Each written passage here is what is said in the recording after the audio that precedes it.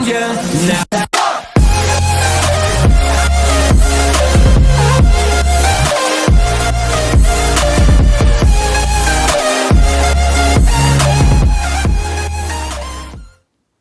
What's up guys, Magic Matrix back again with a really awesome card trick.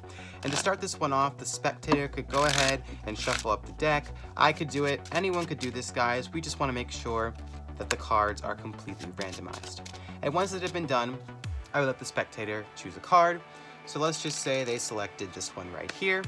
I would not look at it, I would just be showing you guys, so please remember this card and I will turn my head away. And we'll just go ahead and get it lost somewhere in the middle of the pack like so. Give it a quick riffle shuffle here. And now that it has been lost somewhere in the middle, I would like to draw your attention to the two cards here on the table. You probably saw them here from the beginning, but you can see what they are now.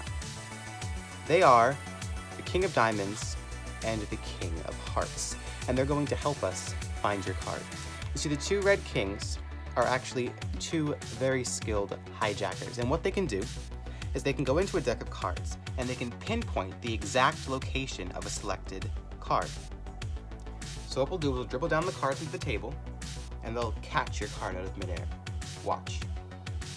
3, 2, 1.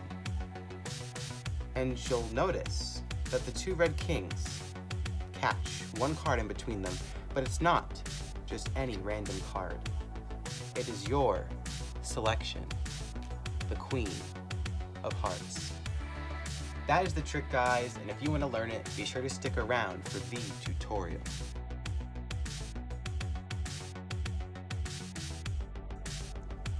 Alright guys, let's start this tutorial. This is a really awesome trick. I'd say it's beginner, intermediate, it's not too hard to learn. There are a few things that take some practice, but overall, it's not too difficult.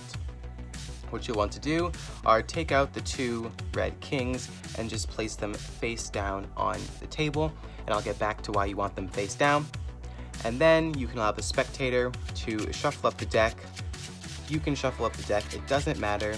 You just want to make sure the spectator is assured the cards really are mixed up. And for this trick, it does not matter. So from here, after the deck has been mixed, you can allow the spectator to choose a card. Doesn't matter how you do it. So let's say they choose this card right here. And if this was a real performance, you wouldn't look at the card and I wouldn't look at the card, but in this case we have the Ace of Diamonds. Now you want their card to end up on the top of the deck, but you don't just want to put it there because obviously then they see that you know where their card is. So what you do, or you can do this any way that you like, but this is the way that I do it. I take their card, and I place it roughly a quarter of the way down the cards, a little above halfway I would say, and then I put my thumb on the back of the card, I push down on the card as I push it into the deck, and I stick my pinky into the break that forms when I do this. And now I take half of the cards under the break and I bring them to the top, and then I just take the other half and bring that to the top, and that's called a double undercut. And basically all that does is bring the spectator's card back to the top. So again, card goes into the middle, thumb on the back, push down the card as you push it in, stick your pinky into the break, now you have a pinky break, and double undercut the cards, one half to the top, second half to the top, and now you have the spectator's card back on the top. The spectator doesn't know that their card is back on the top after you've done this, and you could also give the cards a riffle shuffle if you want. Just make sure that you leave the top card in place. So now what you do is you draw their attention to the two red kings. And as you do this, you're going to turn your hand down like this. And this is to cover the motion of pushing over the top card, pulling it back, and getting a pinky break. So, push over, pull back, and get a pinky break.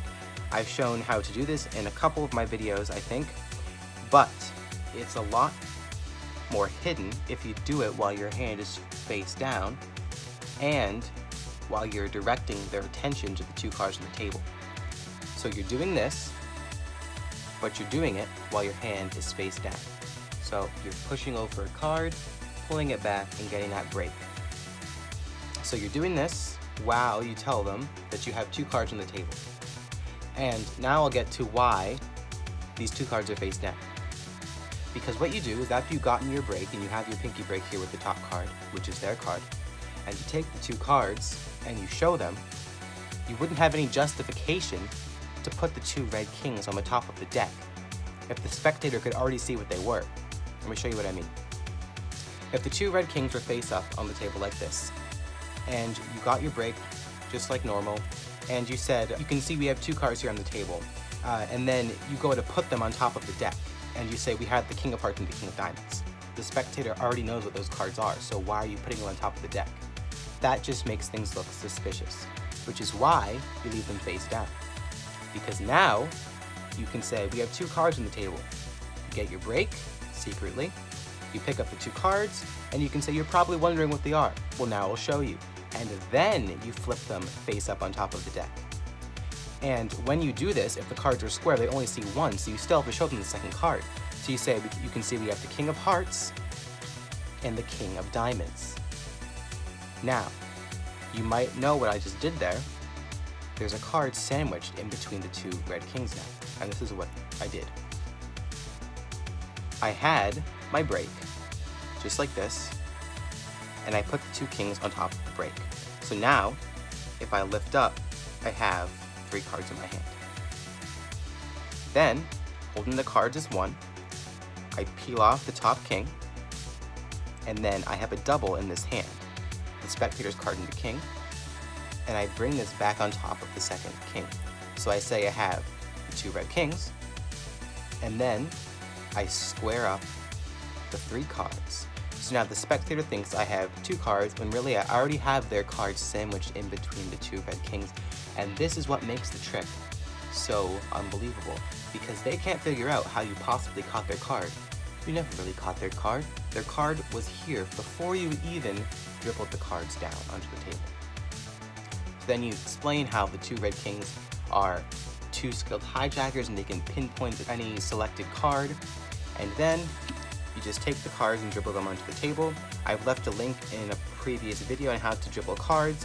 It's really not that hard, guys. All you're doing is holding the cards with your middle finger and ring finger and pinky on the front and your thumb on the back, and then you're really just riffling up the side and letting the cards drop. So you could even just let the cards drop if you really don't feel comfortable dribbling the cards. Basically, you just dribble the cards like this, and as you let the cards drop, you're going to just reach in and fan out the 3 cards, and it would look like you grabbed their card out of the deck. So again, it's a little hard to do when it's in slow motion, so I'll do it at normal speed. You have the 3 cards, just like this. You have the deck, you dribble down, you reach in, you fan the cards, and it looks like you grabbed out 1 card. Then you can set the kings down and show them that they caught the selected card. That is the trick, guys. It's a really fun one. I hope you enjoy performing it, and I'll see you next time.